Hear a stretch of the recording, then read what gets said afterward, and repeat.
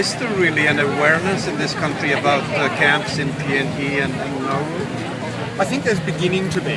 I think that the Australian public have shown on many occasions that they're horrified when they actually learn the truth about what happens to refugees. So when there have been pictures in the past of the terrible things that have happened to refugee boats on the way to Australia from Indonesia, there's been outpourings of public horror. We just saw it a few weeks ago in the tens of thousands of people that attended vigils nationally for Reza Barati, the asylum seeker who was killed in Manus Island.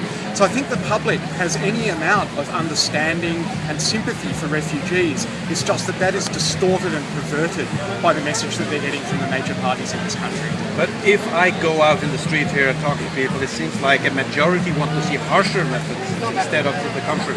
Look, I don't think that's true. My organisation, the Refugee Action Coalition, go out all the time to suburban shopping centres. We do grassroots work, talking to ordinary Australians. What people say depends very much on the questions you ask them and on the context that you ask them in. And what we find in our work is that there's a growing number of people who are revolted by what the government is doing and who want to see a just and a sane treatment of refugees. That's not to say that there's not anti-refugee sentiment in this country. There certainly is. But we need to see it as a product, I think, of political elites and not as any sort of genuine expression of racism in the community. What kind of reputation does this render Australia abroad?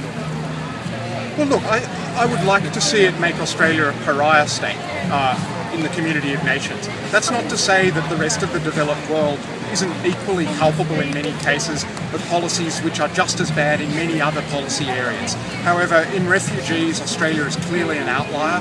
We've got an extremely harsh stance towards refugees, which does us no credit internationally whatsoever. And I think that the more pressure that can be brought on us from every quarter, the sooner we'll see a change to that. So now, stop the boats was the slogan for Abbott, and now obviously he has succeeded in stopping the boats. There are no boat refugees this year, so Abbott is happy now?